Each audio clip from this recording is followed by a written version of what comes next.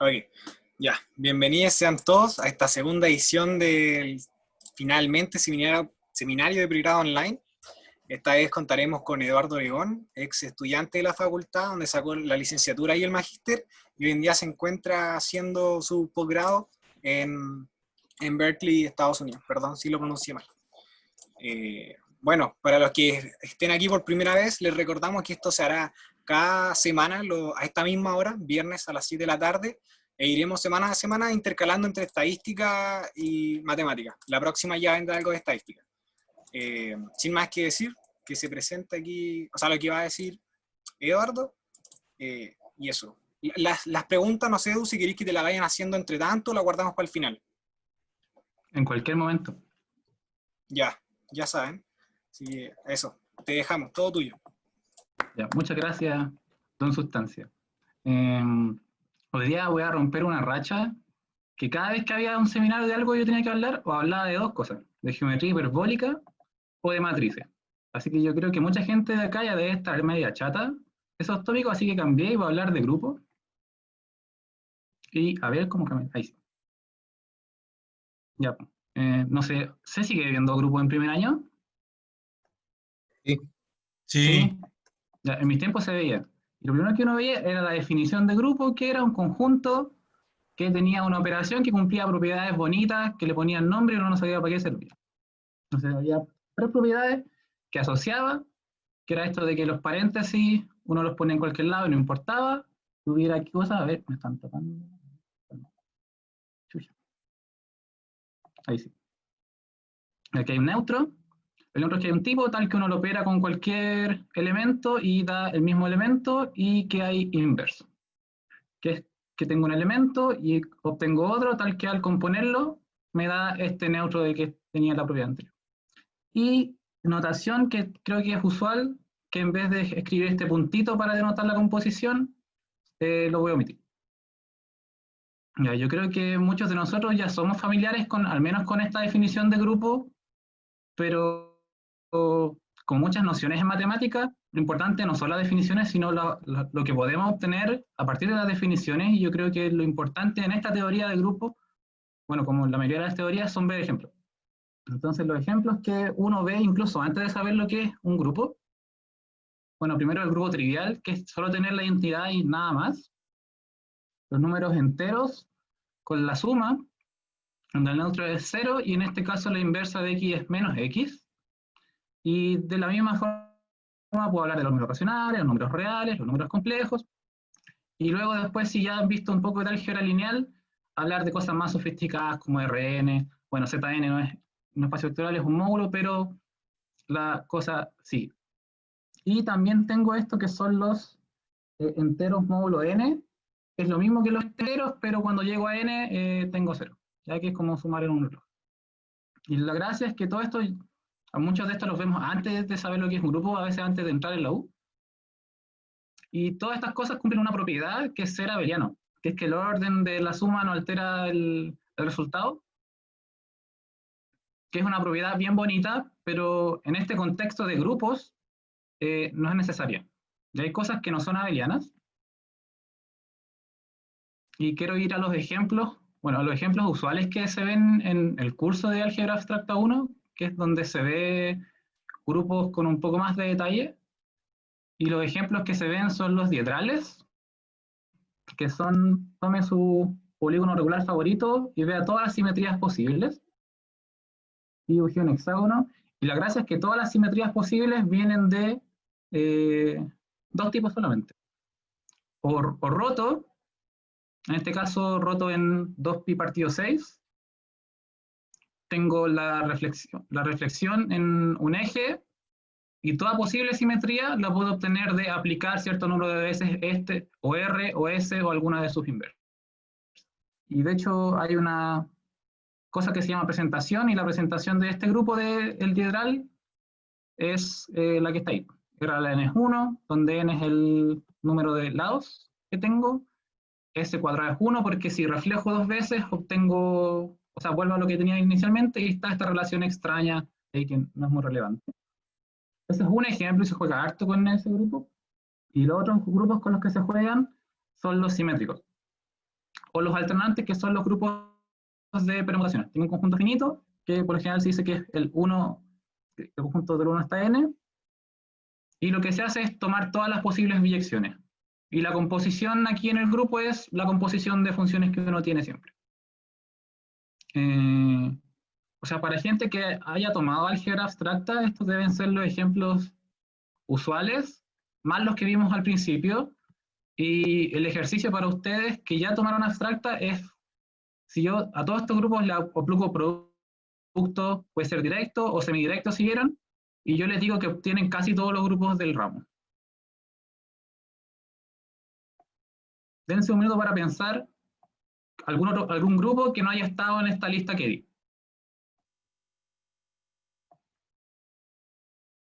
Ya, les di el tiempo para pensar.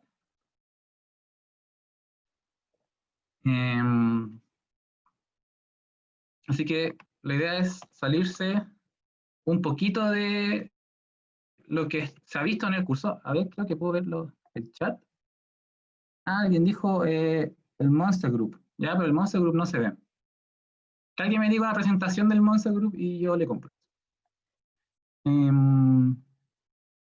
Ya, definición. Ya, entonces, para tratar de ampliar nuestra gama de grupos, lo que vamos a tomar es una presentación, que es lo que vimos para el diedral, y debo explicar lo que es una presentación. Lo que se hace es tomar un conjunto S de símbolos que a priori son completamente formales y abstractos, y van a representar los elementos, o sea, algún conjunto generador de G de mi grupo, o sea que todo elemento de G lo puedo escribir como composición de tipos o inversas de tipos en S. Y tengo también un conjunto R que son palabras formales en los símbolos que dicen las relaciones que van a ser triviales, y la gracia es que estas relaciones van a determinar completamente mi grupo G. ¿Ya? Y cuando pongo a alguien dentro de las relaciones significa que esa relación va a ser trivial en el grupo.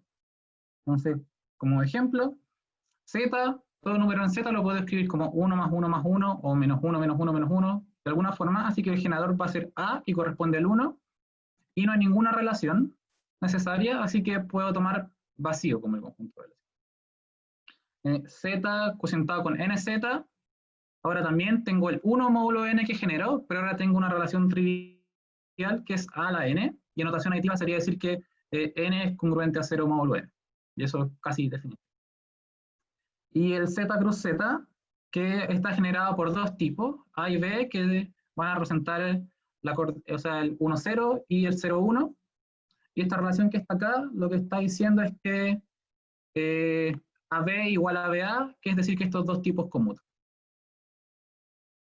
Y nada más. Ya estos son ejemplos de relaciones.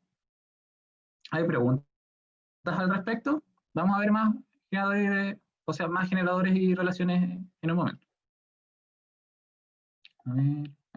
Ya. Y lo que voy a hacer una restricción, porque yo quiero hablar de cosas con algún grado de finitud, y lo que voy a pedir es que si tengo un grupo, pueda primero decir que este conjunto S de generadores es finito, y la definición de eso es decir que el grupo es finitamente generable, y si además puedo elegir mi conjunto de relaciones finito, entonces el grupo se va a decir finitamente presentable. ¿Y cuáles son ejemplos de esto?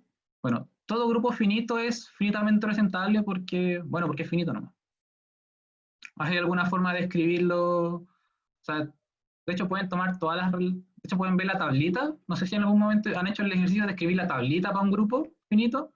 Ya, pues tomen la tablita y van a tener las relaciones que definen el grupo. Zn también es finitamente representado porque las únicas relaciones que necesitan es como las que tenían acá. Estas son relaciones de que conmuten A y B, y acá lo que pueden tomar es que tienen n generadores y piden que todos los generadores conmuten 2 a 2. Y no es muy difícil ver que el producto de finitos, grupos finitamente presentados, y un ejercicio que creo que es común verlo en álgebra abstracta, es que los racionales como grupo no es finitamente generados. Ya, y ahí el problema es que hay infinitos primos. ¿Preguntas hasta el momento? porque en algún momento me vas. Yo tengo una pregunta, Eduardo. ¿Qué otro grupo de la vida cotidiana, además de los racionales, no es finitamente generado o finitamente presentado? Cualquiera que contenga Q. Ya, pero además de Q. Es que los otros no son tan cotidianos. Ah, ya, esa era mi pregunta. Entonces, si yo voy por la calle y me pillo un grupo, o me pillo a alguien que contiene los racionales, o es finitamente generado. Exacto, sí, en la calle, mm, bueno, no es tan así. Ahora hay gente que le interesan grupos que no son finitamente generados, pero para efectos de la charla, si me pillo un grupo en la calle va a ser finitamente generado. Sí. Ya sí. Puede que al final te pueda hablar un poco más de por dónde salen grupos que no son finitamente generados. Ya. Y algo que se ve también en el curso de álgebra es la clasificación de los grupos abelianos finitamente generados. Entonces, si además de ser finitamente generado, añado este adjetivo de ser abeliano, entonces todos estos grupos son bonitos y son productos directos de cosas que ya conocemos. Hay un z a la algo y hay productos de tipos finitos. Se puede dar una descripción más precisa de lo que hay acá, pero la cosa es que es un grupo finito cruz z a la algo. Y eso es bueno porque ahora G, si yo les digo que es un grupo finitamente generado y abeliano, entonces solo depende de dos parámetros. Este R que está acá, que se le suele llamar el rango, y este grupo finito que acompaña, que es la torsión. Y algo muy bonito de esto, o sea, de hecho es prácticamente bueno, es que hay un algoritmo que determina si dos grupos abelianos son finitamente generados. O sea, a partir de información finita que yo tenga, y si yo sé que esa información determina completamente el grupo, entonces esa información me determina completamente el grupo. Dentro solo, o sea, si solo veo grupos que son abelianos finitamente generados. Ya, pero ¿qué pasa si yo saco este adjetivo de ser abeliano? La cosa se complica mucho. Que tengo dos observaciones. La primera es que todo grupo, sea cual sea, tiene una presentación. SBR. O sea, esta presentación, por supuesto, puede ser infinita. Ya no estoy esperando que me dé una presentación de los números reales o de los números racionales, pero hay alguna. Pero de hecho, si yo me restringo a los grupos que tienen representaciones finitas, no hay ningún algoritmo que me tome esa presentación y me diga si ese grupo es el grupo trivial o no. La cosa es malísima. Y de hecho este teorema, o sea, es bien viejo, pero tiene implicancias. Por ejemplo, que yo, o sea, para que le haga sentido que yo no puedo clasificar variedades en dimensión 4 más, salvo homeomorfismo. Y eso es lo único que voy a decir de variedades. Lo que quiero decir es que el problema de entender un grupo a partir de la presentación es complicado. Hay una pregunta. Ya, el Luquitas pregunta qué es, me refiere con que no hay algoritmo. Significa que no hay ningún algoritmo que de input me dé una presentación finita, que son datos. Pues el dato es la cantidad de generadores y luego las palabras, que toda esa información es finita. Y que en tiempo finito eso me diga si el grupo es trivial o no. Si yo me restringo, por ejemplo, a los grupos abelianos finitamente generados, entonces sí hay. Pero si mi input es cualquier presentación, entonces ese algoritmo no va a existir. No sé si eso responde a tu pregunta. Ya, pero fijamos que sí, que no, ponga que no. Ah, ya, dice creo que sí, excelente. Ya. Y para poner en perspectiva lo complicado que es entender los grupos en términos de presentación, les doy este grupo que tengo dos generadores A y B y tengo solo esas dos relaciones, que a la 5 es 1 y que B a la 5 es 1. Y la pregunta es si ese grupo es finito o no. Si yo cambio ese 5 por un 2, 3, 6, yo sé que es finito, o sea, sé porque hay un paper que lo dice. Ese 5 se cambia por un 666 o más, se sabe que es infinito.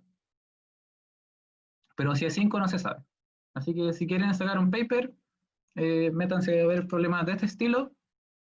No, mejor no se metan. Hay formas más productivas de sacar paper. Pero el tema es que entender grupos por presentaciones es complicado. Y de hecho la cosa es tan fea que les voy a introducir una familia de grupos que son muy malos, que son los grupos de Bounce, Lag, Solitar, que tienen esta presentación. Tomo dos generadores y solo va a tener una relación, que es la que está ahí. ¿Ya? Y hay dos parámetros, el M y el N. ¿Ya? De nuevo los grupos de Bounce, Lag, Solitar. Estos grupos son re malos, salvo en casos donde M y N son chicos. Por ejemplo, si M y N son 1, entonces lo que estoy diciendo es que A y B conmutan, y esto es lo mismo tener Z2. Tal vez B1 menos 1 sea decente también, pero el problema de estos grupos es que no se portan como grupos finitos, siendo que son finitamente representados. Tienen dos generadores, una relación, y se portan mal. ¿Por qué?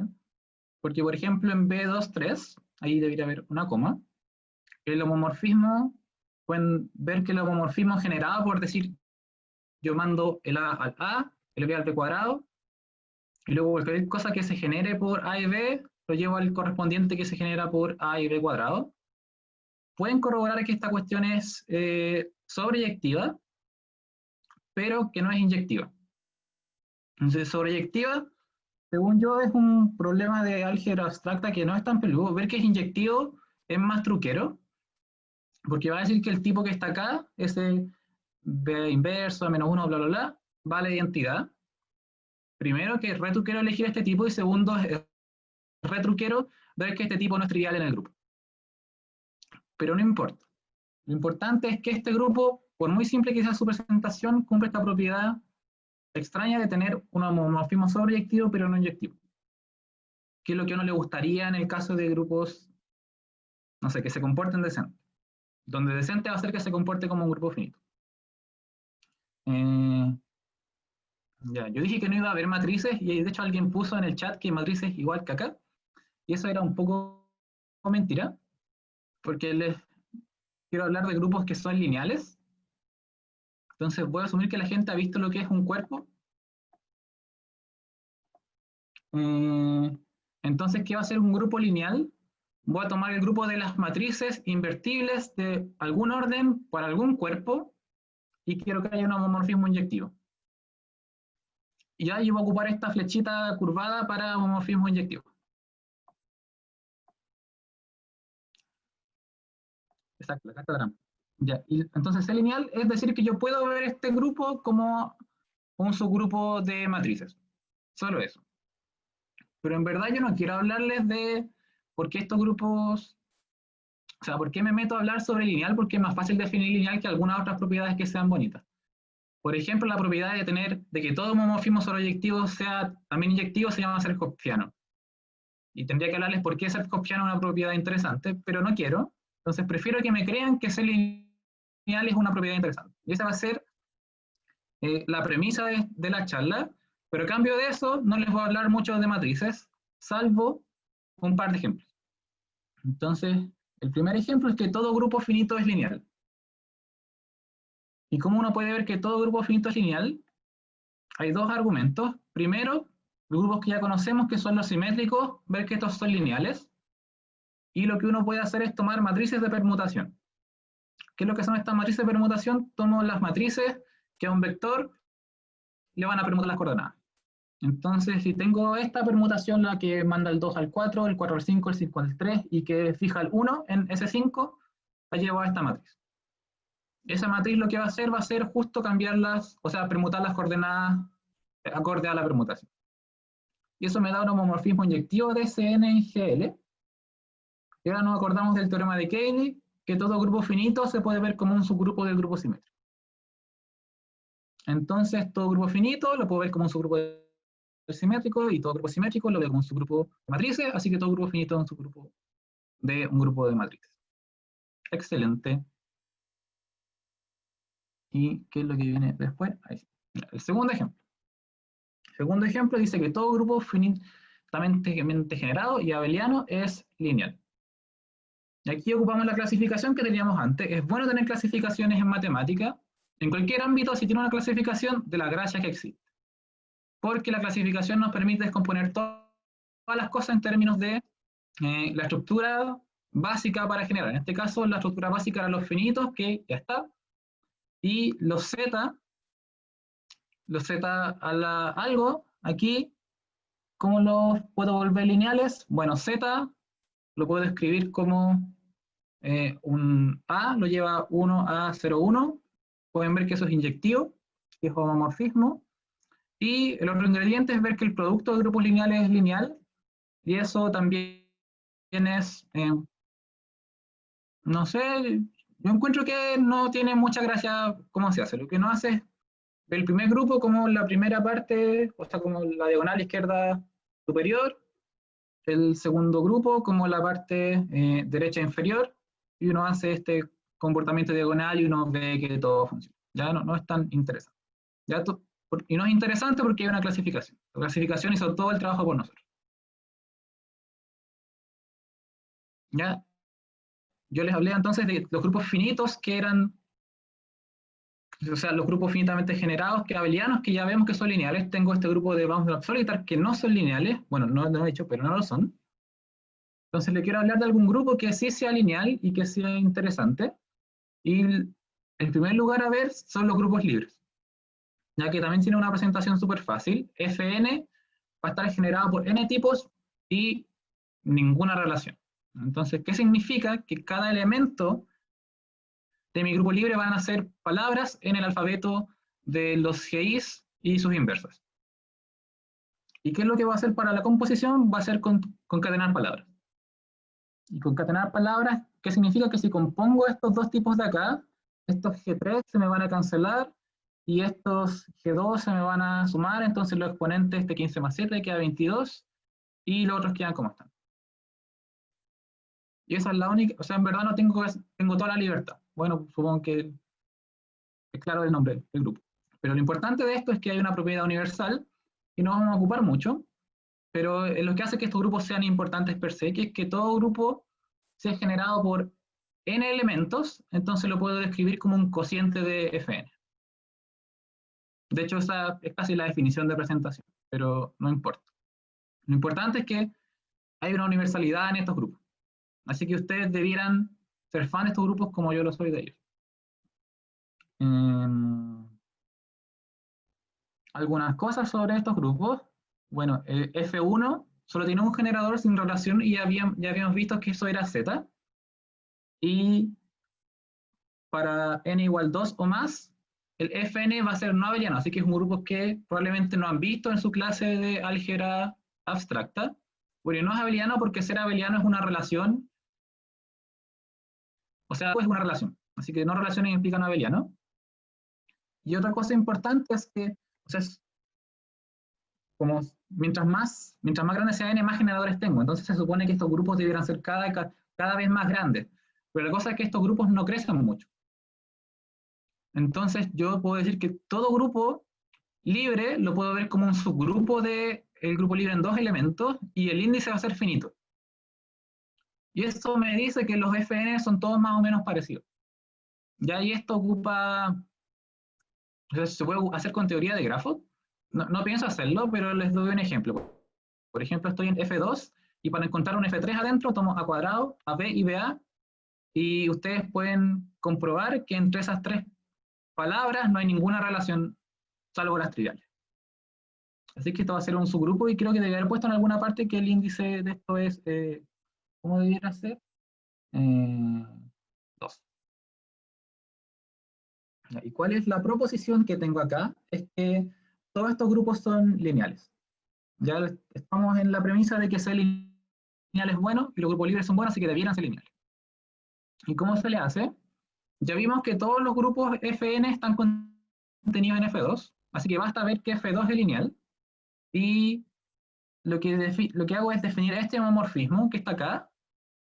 O sea, A lo manda a la matriz 1, 2, 0, 1 y B lo manda a la matriz 1, 0, 2, 1. Eso me define al tiro un homomorfismo. Y la gracia es ver que este homomorfismo es inyectivo.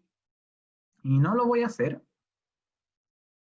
Me lo tienen que creer, pero ¿de dónde viene? Es de una cuestión llamada el lema del ping-pong, que viene de entender todas estas cosas como objetos geométricos y, bueno, hacer ping-pong. ¿Ya? según yo, el ping-pong es un buen tema para alguna charla, pero lo importante es que el tema del ping-pong me da inyectividad de homomorfismo, hasta cierto punto. Eduardo, ¿qué hace el ping-pong? Hacer ping-pong.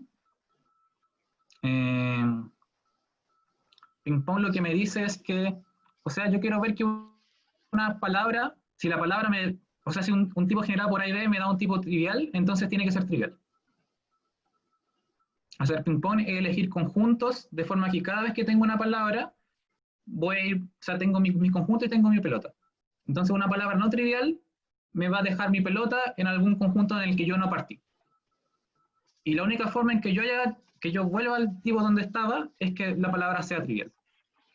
Entonces al final la pelota me va a decir si este tipo es trivial o no. Entonces yo quiero, esa es básicamente la idea. Yo sigo la pelota y la pelota se va a mover si solo si el tipo con el que estoy moviendo es no trivial. Espero que eso responda a tu pregunta. Eduardo, ¿Sí? de la diapo anterior, cuando yo quiero meter, por ejemplo, F5 en F2, ¿el índice 4 es el más chico con el que se puede meter? El índice más chico, sí. Y eso es obvio, o sea, ¿es algo que uno puede leer en algún lado? Si va a la demostración de grafos, creo que sale de la demostración. O sea, si tienes un subgrupo de índice finito, o sea, porque lo que tú así veis la rosa en dos pétalos. Y si estás en F5, querés ver la rosa en 5 pétalos. Entonces queréis ver cuál es el grado de cubrimiento. Ah, ya, perfecto, ya. Entonces de ahí sale la cuenta. Claro. Ya, entonces algo que les había dicho antes es que la mayoría de los grupos de Bounce Black Solitaire no son lineales, son malos grupos. Entonces ustedes deberían poner una cara triste o enojada cada vez que vean grupos de Bounce Black Solitaire cumpliendo estas condiciones. Y no les dije, pero la razón es esta cuestión de que no se comportan como grupos finitos. Ya todos los grupos lineales tienen esta propiedad de que si tengo un homomorfismo sobreyectivo, entonces también va a ser biyectivo. Así que estos grupos no son. Entonces tenemos una familia interesante, no sé si tan interesante aún, de grupos que sí son lineales, tenemos estos grupos bien feos que no lo son. Y yo quiero que, para efectos de la charla, nos hagamos la siguiente pregunta, es lo que sigue, que es saber cuándo un grupo es lineal o no. Y lo único que tengo que decir al respecto a priori es que esta es una pregunta tremendamente difícil. ¿Ya? ¿Por qué a un grupo yo le debería construir un cuerpo y una dimensión tal que hay un homomorfismo inyectivo? No hay ninguna razón. De hecho, hay varios problemas abiertos al respecto con grupos interesantes de los que no soy capaz de hablar en esta charla. Pero, como ya desbloqueamos todos los grupos a partir de presentaciones y relaciones, yo les doy este grupo en 4 generadores y con esta sola relación. Yo les pregunto si es lineal o no. Juéguensela. ¿Qué les dice de su corazón? Que sí. Muy bien. ¿A nadie le dice que no?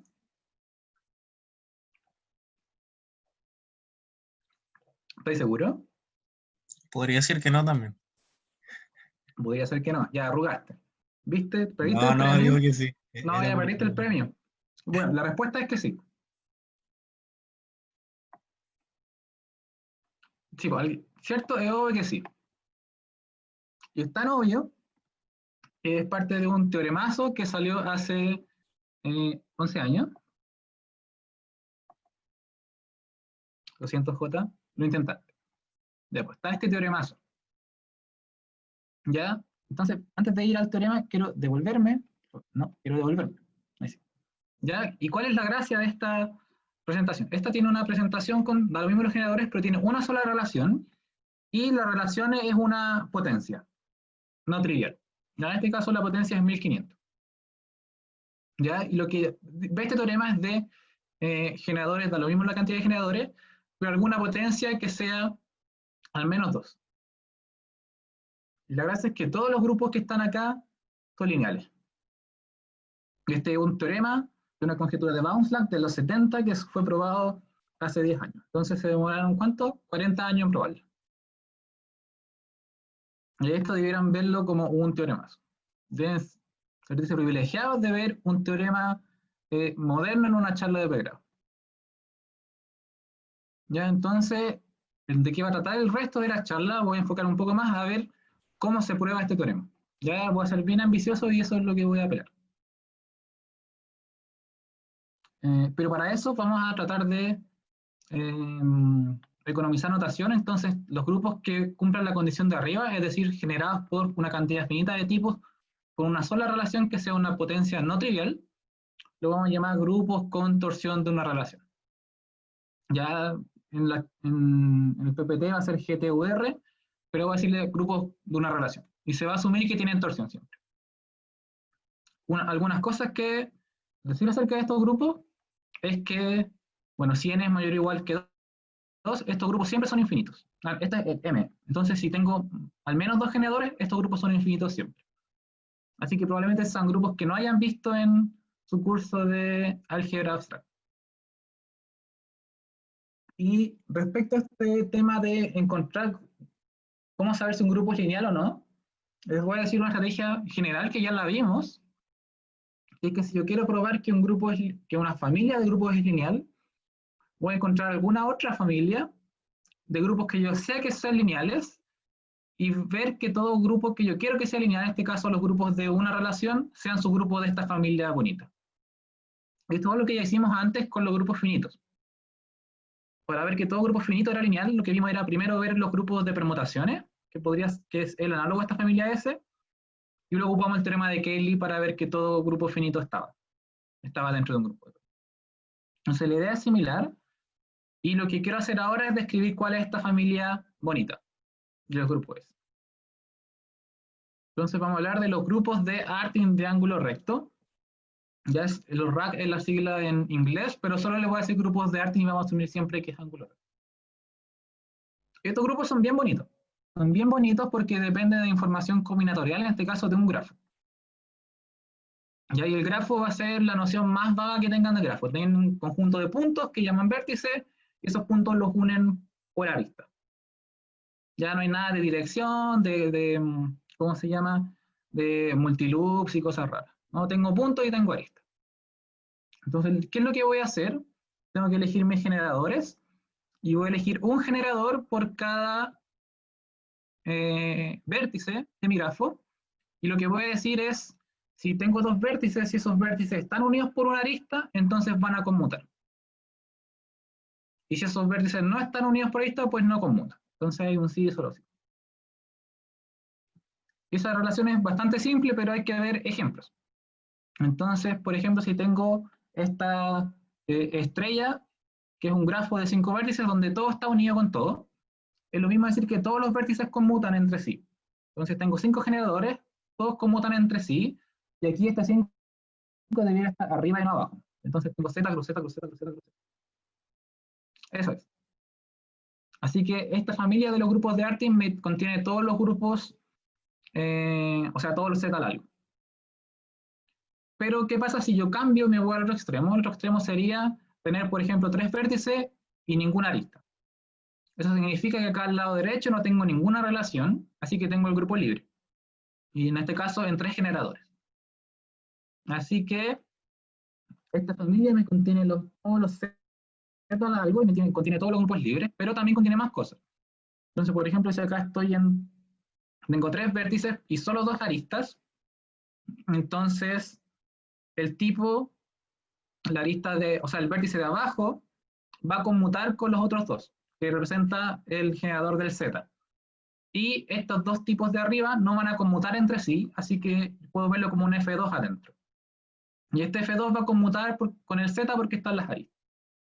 Así que tengo más cosas que son los grupos libres o grupos abelianos. Y la gracia es que los 2 extremos son o Z largo o un grupo libre. Lo más abeliano posible y lo menos abeliano posible. Y la propiedad que no vamos a ver, pero tienen que asumirla como un hecho, es que todos estos grupos son lineales. Ya no me voy a enfocar en eso porque la demostración es más o menos latera y no es muy instructiva lo que quiero ver ahora. Pero lo que quiero que recuerden, si recuerdan algo de esta charla, es que si hay algo que pasa para cualquier Z al algo y pasa para todos los grupos libres, entonces debiera pasar para todos los grupos de Artin. Lo que no es cierto, yo sé de propiedades que no, en los que no pasa, pero en un principio sí debieran pasar. Así que esto tienen que verlo como un corolario del principio verde. Entonces los libres son lineales, los abelianos son lineales, entonces todos los de Artin son lineales. Y ahora voy a introducir un poco más de detalle en cuál es el enunciado del teorema de este Weiss. Entonces tengo un grupo de una relación, y lo que voy a decir es que existe un subgrupo de este G, de índice finito, y un subgrupo de Artin, o sea, un grupo de Artin, tal que este subgrupo de índice finito es un subgrupo de este grupo de Artin. ¿Ya? Y en particular, este G' va a ser lineal. ¿Por qué? Porque el grupo de Artin es lineal y esto va a ser un subgrupo de mi grupo de Artin. Ya es un poco más rebuscado. ¿Y por qué yo gano? Porque tengo este lema que dice que si yo tengo un grupo, en este caso el G, y tengo un subgrupo de índice finito que es lineal, entonces el grupo G también va a ser lineal. ¿Ya? Tampoco lo vamos a ver, pero lo que quiero que queden es que con esto alcanza para probar el teorema del Weiss. Quiero encontrar este subgrupo de índice finito y quiero encontrar este grupo de Artin que contenga mi subgrupo de índice finito. ¿Ya? Y la observación es que yo no puedo quitarme esta condición de tener que encontrar el subgrupo de índice finito. Que nunca va a ser un subgrupo de un grupo de Artin. ¿Por qué? Porque yo cada vez que tengo un subgrupo, o sea, un grupo de una relación con exponente al menos 2, va a tener un elemento no trivial, el de la palabra que corresponde. Entonces, si mi relación es A cuadrado, yo sé que A en mi grupo va a representar un tipo de orden 2. Así que todos estos tipos de una relación tienen algún elemento de orden finito no trivial, y eso contrasta con los grupos de Artin que no contienen ningún elemento no trivial de orden finito. Así que este G de acá nunca va a ser un subgrupo de un grupo de Artin, y tengo que pasar por este subgrupo de índice finito. No queda de otro. ¿Hay preguntas hasta acá? Ya quiero que recuerden este enunciado. Quiero encontrar un subgrupo de índice finito y quiero encontrar un grupo de Artin que cumplan todo. ¿No hay preguntas? ¿Seguimos? Entonces yo le dije que teníamos que encontrar este conjunto bonito de grupos que fueran lineales. Y la pregunta es ¿por qué yo me restringo a los grupos de Artin? Y la respuesta es que estos grupos tienen una estructura natural per se, que es este grafo, pero tienen mucha más estructura. Entonces, por un momento podemos olvidarnos que estamos viendo de grupo, y yo les voy a hablar de complejos cúbicos, y en este caso, para los grupos de Artin, el complejo cúbico de Salvetti. Entonces, ¿qué es lo que voy a hacer? Tengo mi grafo, y mi grafo me asocia a un grupo, que es el grupo de Artin, y este grupo o este grafo me van a asociar un espacio topológico. Ya no quiero definir lo que es un espacio topológico acá. Pero lo que tienen que entender acá, porque va a ser el caso siempre, que voy a tomar cubos de la dimensión que yo quiera y voy a pegar. Eso es todo lo que voy a hacer. Entonces, vamos a ver la definición, en este caso de particular, de los complejos de Salvetti. Entonces, yo con mi grafo que tengo, parto con mis vértices, que tengo n vértices, B1 hasta Bn, y voy a considerar primero un punto base, que es el x0, que va a estar siempre en verde. Y ahora por cada uno de mis vértices de mi grafo, voy a pegar un círculo a este punto verde. Ya lo voy a pegar todos. Entonces me va a quedar un arrocito. Y pegar este círculo es lo mismo que decir tengo un cubo, y el cubo lo voy a pegar a este punto, que es un 0, o sea, tengo un cubo unidimensional, y lo voy a pegar a este cubo 0 dimensional, que es el punto verde. Así que sigo con esta propiedad de ir pegando cubos, la dimensión que yo quiera. Hasta el momento voy en dimensión 1. Entonces, los primeros 3 pasos es lo que ya dije antes, y el último paso es cómo pego cubos en dimensión más grande. Entonces, si tengo que BI1 hasta BIK me generan un subgrafo completo, es decir, que todos estos vértices están todos conectados con todos acá y es maximal. Maximal es que no voy a encontrar otro vértice que esté conectado con todos estos. Entonces voy a pegar un cubo de dimensión K de forma que las aristas coincidan justo con los loops. Y los loops van a ser siempre estos, los B1 hasta BK. Entonces, ¿cuál es el ejemplo? ¿Qué era maximal antes que avance un poco? Maximales, por ejemplo, estamos acá. Ya, vamos al último grafo. El grafo es, tengo 3 vértices y 2 aristas. Entonces tomo cualquier par de 2, o sea, tomo una arista, eso me va a generar 2 vértices, y eso me genera un subgrafo completo porque están todos conectados. Eso es maximal porque el vértice que queda no está conectado con todos. Ah, ok. O sea, maximal es la propiedad de que todos estén conectados con todos. Si acá, por ejemplo, en el de arriba tomo solo 3 vértices, ya eso me va a dar un subgrafo completo, pero no va a ser maximal porque el maximal es tomarlos todos.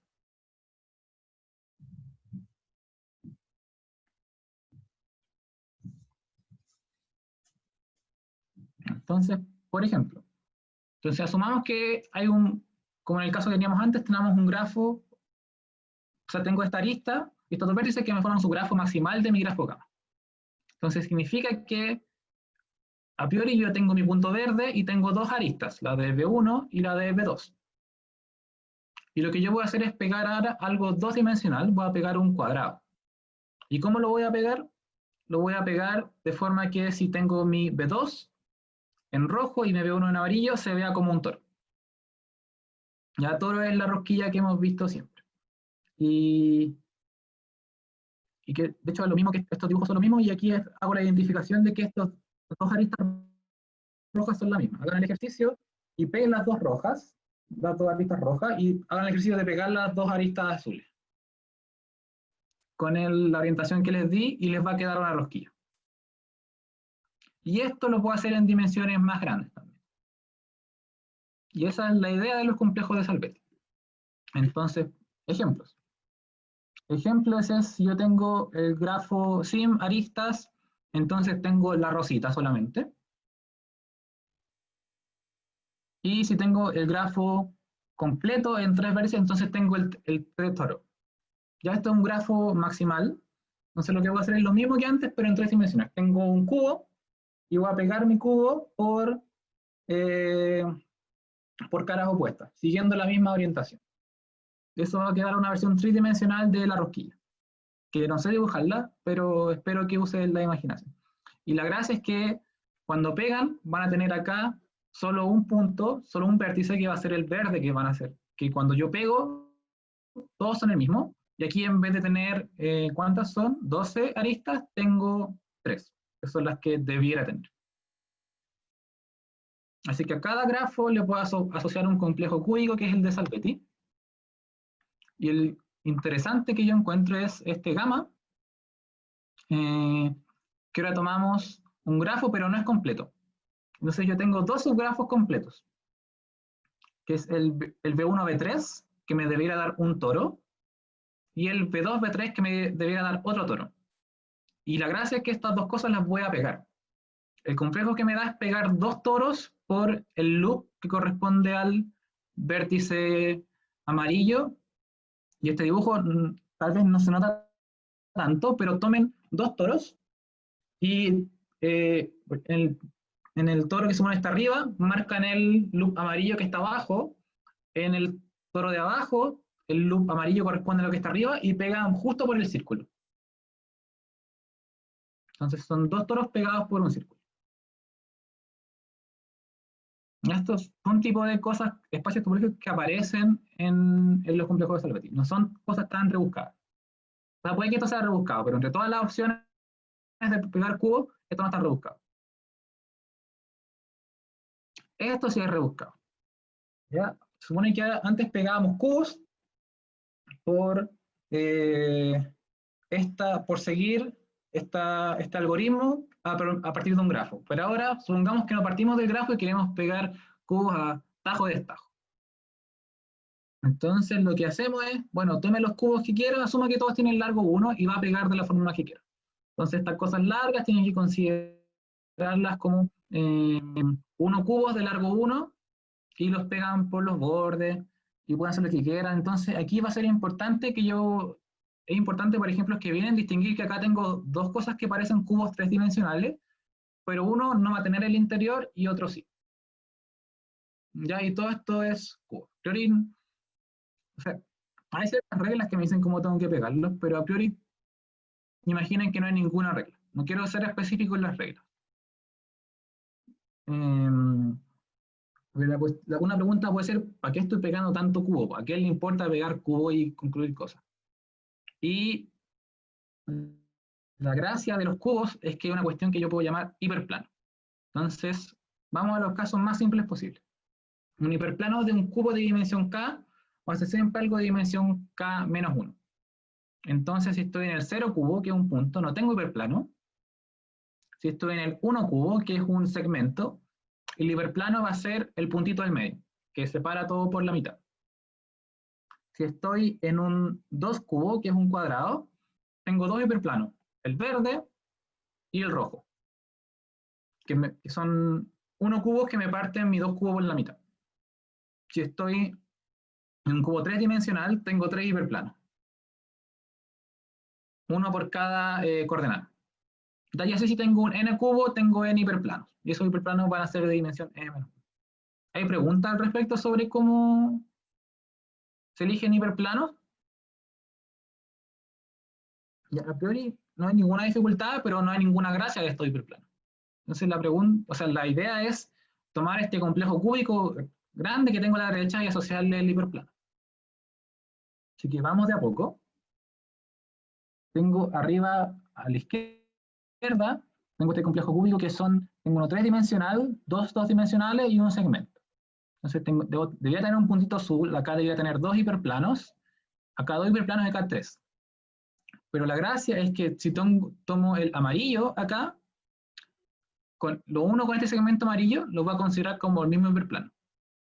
Ya lo voy a considerar como seguir la idea de que aquí estoy continuando esta etapa, la estoy continuando acá, entonces el hiperplano que tengo acá lo voy a continuar. Así que esta noción de hiperplano se va a extender mientras yo extendo los cubos. Entonces pueden ir a la derecha. Parto con este cubo acá que tiene dos hiperplanos a priori, pero cuando estoy en el complejo cúbico acá solo hay uno, porque si sigo, voy a volver. Ya todos los otros cubos de acá tienen dos hiperplanos acá, pero acá solo hay uno. Entonces lo que voy a decir es que este hiperplano verde se va a un intersectar, que va a volver a donde está, o sea, hay un cubo donde va a aparecer dos veces. Y si siguen esta misma idea de seguir cosas, van al ejemplo feo que teníamos y ven los hiperplanos y los hiperplanos se ven así.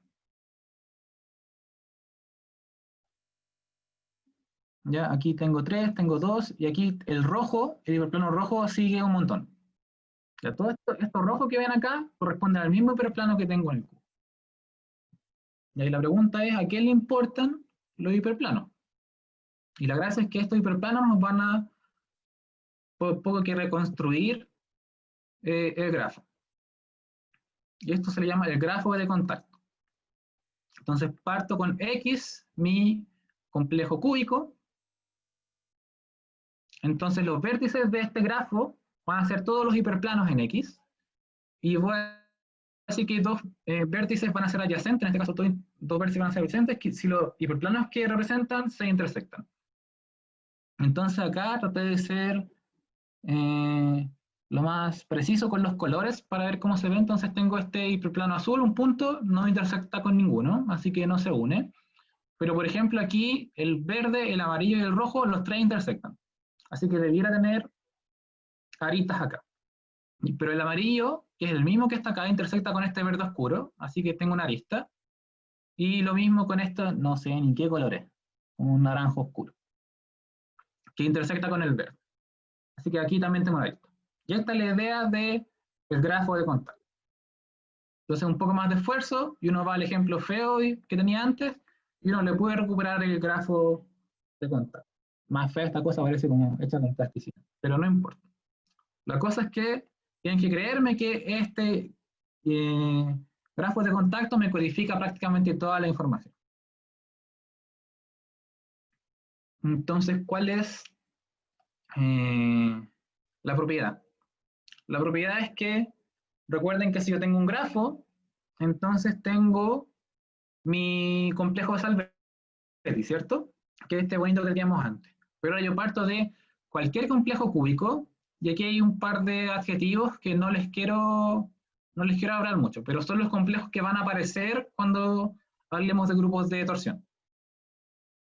Y la clase es que si a este complejo cúbico yo le veo el grafo de contacto, y ese, el grafo, no, ¿cómo se llama? El grafo de contacto. Y ese yo grafo, le veo el complejo de Salvetti, entonces yo puedo construir una función que vaya desde mi complejo original al complejo de Salvetti asociado al grafo de contacto. Y esta función va a ser bonita en el sentido de que cubos me los va a mandar a cubos. Pero los cubos pueden bajar de dimensión. Entonces puedo mandar un cubo, puedo colapsarlo y mandarlo a un cuadrado. O un cuadrado, colapsarlo en una cara y mandarlo a un segmento, incluso mandarlo a un punto. Eso está permitido, pero la cosa es que cubos van a cubos. Y ahora la definición importante y la razón de por qué Weiss resolvió el problema, que son los complejos cúbicos que son especiales. ¿Ya? Aquí no estoy diciendo, especial es el nombre que se le dio a estos complejos. ¿Y qué va a ser especial? Un complejo cúbico va a ser especial si yo cada vez que hago esta maquinaria de ver el complejo cúbico, asociar el grafo de contacto, ver el complejo Salvetti y ver la función, esta función se va a portar bien.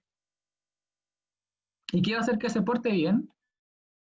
Va a ser que cada vez que tengo aristas, las aristas primero van a ir siempre a aristas, no voy a colapsar aristas. Entonces estas aristas no pueden ir a un punto, por ejemplo. Y además, si estas aristas, por ejemplo, están siendo aristas de un cubo, entonces tienen que ir a aristas de un cubo también. Entonces, si van abajo a la izquierda, estas aristas van a aristas de un cubo de nuevo, así que está bien, pero abajo no sirve. Porque estas dos aristas no me generan un cubo. Las dos están en un cubo, pero están en cubos distintos. Así que eso no me va a servir. Ya que isometría local es que alrededor de cada punto esta cosa se vea como lo que cualquier definición que vean de isometría la cumple. Casi como que una inmersión isométrica, pero en un sentido combinatorio. Pero una pregunta, ¿Sí? ¿pueden ser aristas de cualquier cubo después o del mismo? Es que es una función de un complejo cúbico a otro, entonces no es como que sean el mismo. O sea, pueden ir cambiando, pero la cosa es que estas dos aristas, si son aristas del mismo cubo, entonces después tienen que ser aristas, las dos también del mismo cubo.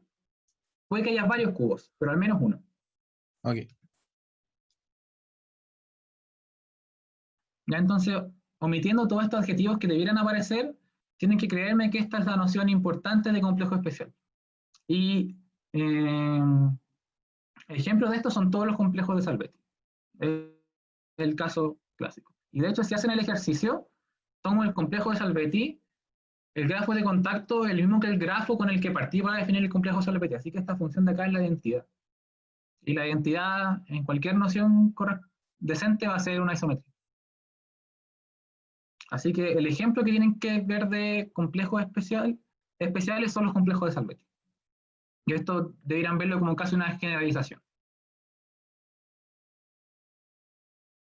Y ahora, el último gol de cómo todo esto tiene que ver con grupos es que hay una forma de asociarle a algo que sea un espacio topológico, un grupo.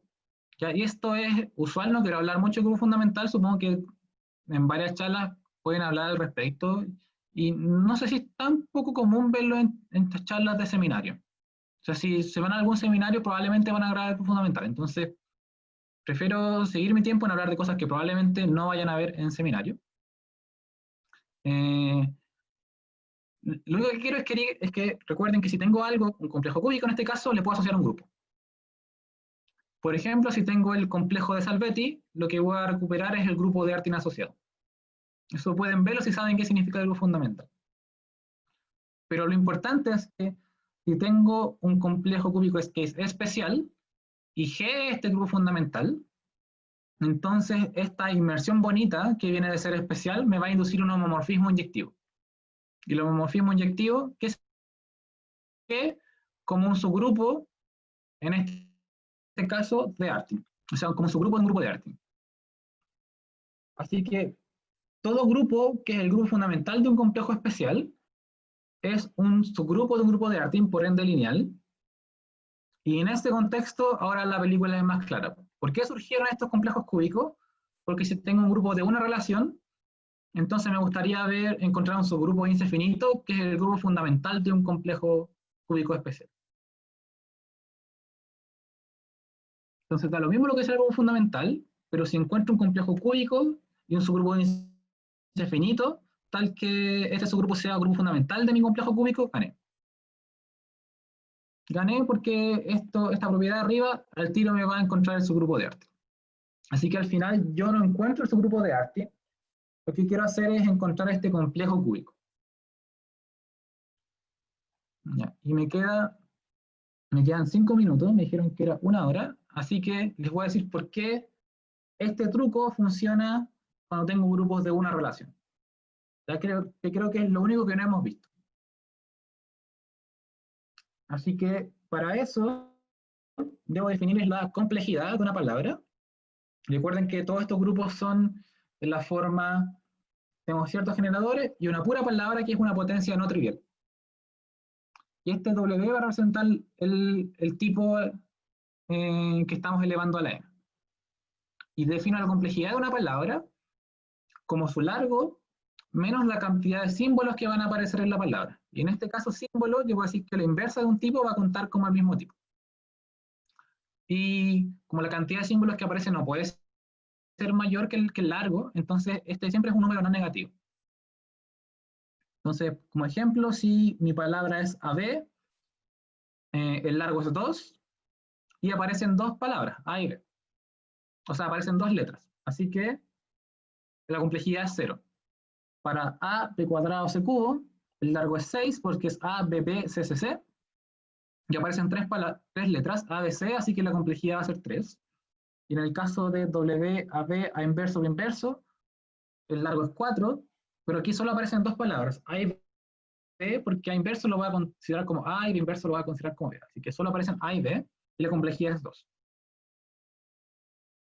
Y la gracia de todo esto es, primero, que yo comprendo bien cuáles son los grupos generados o sea, con la relación con complejidad 0.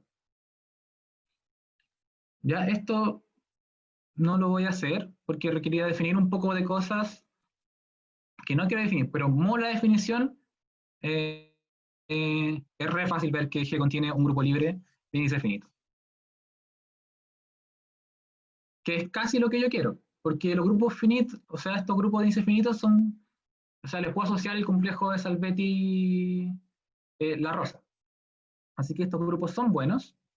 Y a modo de ejemplo, pueden ver que en AB con la relación más simple posible, que es AB cuadrado, si yo genero por A cuadrado y A cuadrado B, esto me da un grupo libre, que es un subgrupo de G, y que el índice es 2.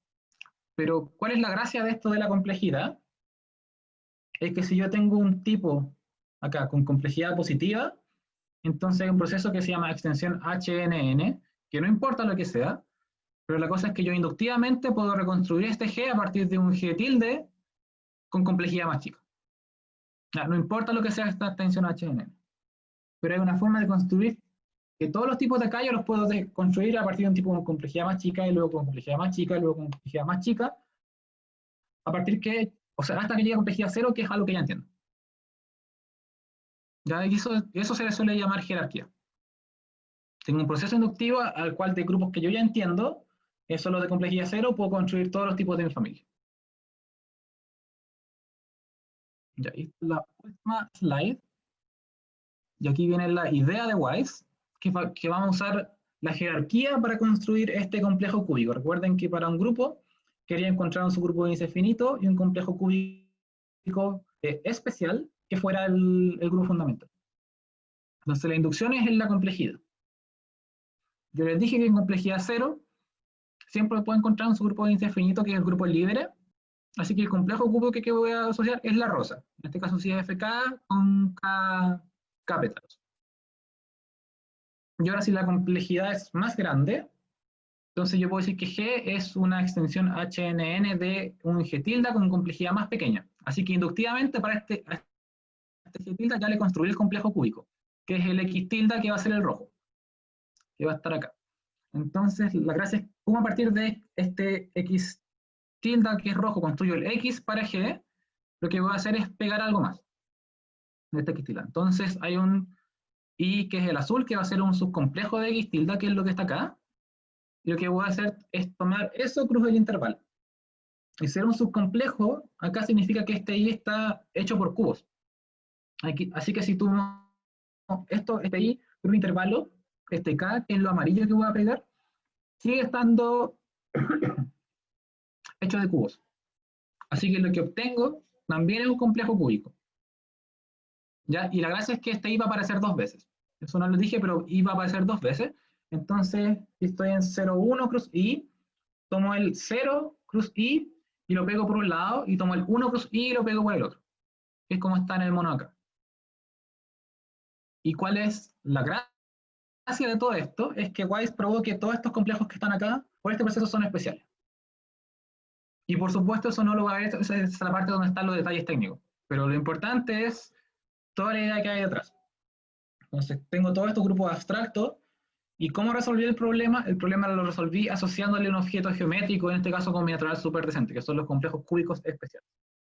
Y esa es una idea que yo creo que es lo que no les han enseñado en el curso de álgebra abstracta, que es cómo se atacan grupos en general, que si tengo un grupo, le voy a asociar un objeto geométrico que entienda mejor. Y esa debería ser la moraleja final de la charla. Y yo creo que estamos con el tiempo, así que dejamos hasta acá.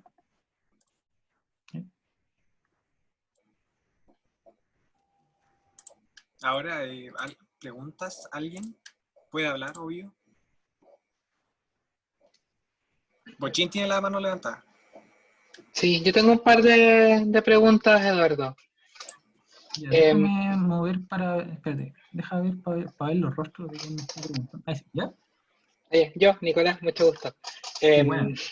Bueno, tengo un par de preguntas. La primera es si la demostración del teorema de Weiss se puede llevar a algo constructivo, como el ejemplo que diste, por ejemplo, si es que uno tiene hojas muy grandes, uno puede encontrarle las matrices explícitamente que sirven, o al final son puras cajas negras lo que estás usando. No son cajas negras, es un proceso constructivo, pero una cosa es tener un proceso constructivo y la otra cosa es que si tengo un proceso constructivo que para el grupo F2 me da una cuestión de índice de 25.000, entonces no me sirve mucho. Y eso es lo que pasa en este caso. Pero no es como que haya una cuenta, o sea, yo creo que si todo el mundo dice que si uno ve los papers, uno se diera la data de calcular las cuentas, uno encontraría una cota. Entonces esto sí sería constructivo, pero no hay ninguna utilidad, así que no te voy a decir, no sé, pues, para un grupo que yo sé cuál es la palabra que va a encontrar este complejo cúbico, la dimensión va a ser a lo más tanto. Eso no existe, probablemente se puede hacer, pero a nadie le importa hacer. No por este método al menos. Mi segunda pregunta creo que lo respondiste recién, pero solo para tenerlo claro. ¿La demostración da una cota en el exponente, en la dimensión del GL en el que lo estás metiendo? No, nada. Pero lo que sí dice es que está contenido en SLZ. Aquí. Por eso viene porque los grupos de Artin están contenidos ahí. Claro. Ahora, Felipe Hernández tiene la mano levantada. Quería saber qué técnicas se usan o cómo se hace comúnmente para calcular el índice cuando los grupos son infinitos. El índice. Usualmente el índice se calcula o sea, depende. Si la pregunta es, tengo un grupo y un subgrupo, calcule el índice, esa pregunta es más o menos complicada. Pero ahora la pregunta es, si tengo un grupo, me encuentro en un subgrupo de cierto índice, ahí la pregunta no es tan complicada y lo que se hace usualmente es este truco de acá, de si tengo un grupo, tratar de asociarle algo de lo que es el grupo fundamental. El índice tiene una interpretación topológica. que no sé si habéis visto movimientos, pero por ejemplo ser índice 2 tiene que ver con esta idea que tengo, si tengo el círculo, doy 2 vueltas alrededor de uno, entonces la función que va al círculo, el círculo que da 2 vueltas, veo un punto, y tengo un punto acá abajo, la preimagen va a tener 2 elementos, y ese 2 me representa el índice. Gracias. Ya, pero al final viene de temas topológicos. Es complicado ver cosas infinitas en solo algebraicamente.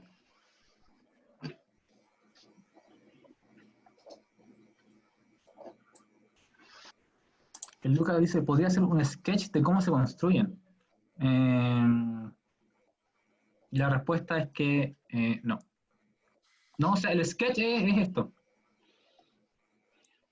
O sea, si quieres, puedo detallar más qué es la construcción que está acá. Porque este i tiene un significado. Lo que yo hago es, tengo este g, deja ver, aquí. Tengo el g, yo dije que era una extensión HNN de este g tilde, más chico. Y la gracia es que este g tilde es un subgrupo del g, cuando veo la construcción.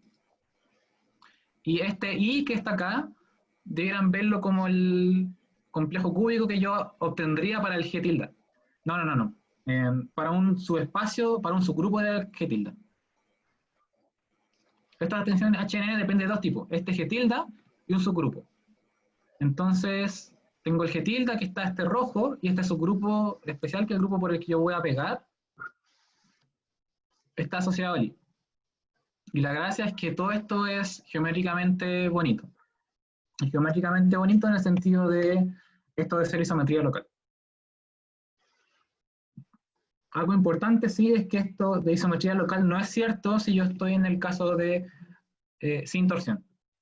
En alguna parte se tiene que ocupar que estoy ocupando potencias al menos 2, y la cosa es que yo no tengo estas isometrías locales y la cuestión, no sé, estoy en el grupo de Bounds-Solitaire, que es un grupo de una relación.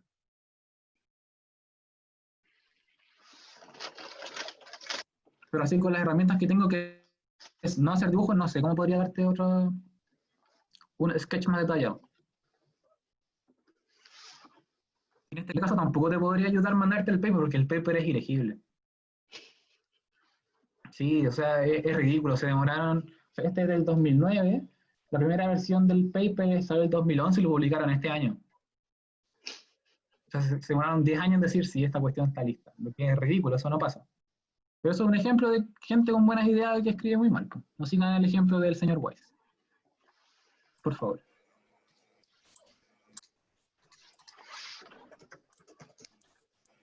¿Había alguien más delante con la ¿Preguntas? mano levantada, parece? Creo que la bajo. ¿Bochín la está levantando nuevamente? Sí.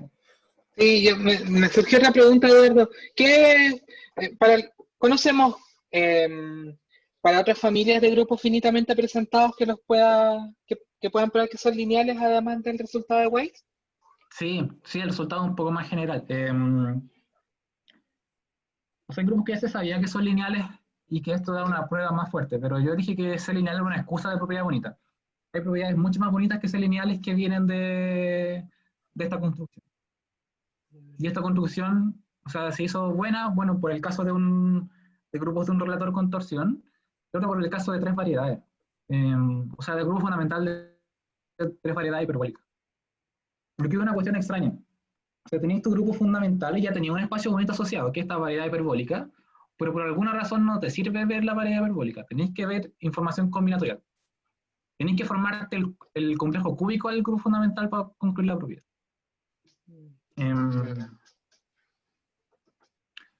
Y de hecho, cualquier grupo que sea el grupo fundamental, o sea, si el grupo es un grupo fundamental de un complejo cúbico y es hiperbólico, entonces va a ser especial. Porque yo hablé de complejos cúbicos y de complejos cúbicos especiales. Los especiales son los buenos, los cúbicos no son tan buenos. Pero si yo sé que soy grupo fundamental de un complejo cúbico y soy hiperbólico, entonces soy especial.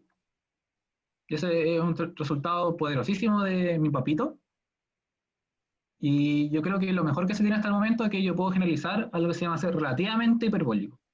Que debía entenderlo como ser hiperbólico es un fundamental de variedad cerrada, hiperbólica, relativamente hiperbólico, grupo fundamental de variedad hiperbólica, no compacta con volumen finito. Entonces tenía estas cúspides que hacen los monos, y eso está en un archive que hice yo.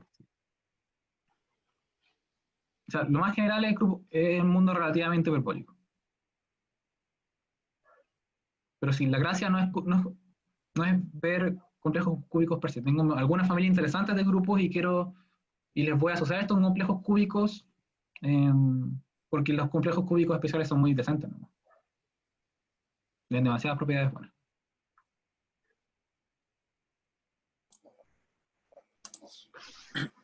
Ok, yo creo que ya eso sería todo. Así que gracias a todos por venir. Ahora un aplauso en el chat a Eduardo. Gracias por venir. Fue una charla increíble, sin duda. Bastante fuerte, poderosa, pero agradable, agradable. Muchas gracias a ustedes por la invitación. Ojalá vernos de nuevo. Y bueno, a todos, nos vemos el próximo viernes a la misma hora, a las 7. Esto se subirá a YouTube. Así que eso, voy a dejar de grabar ahora.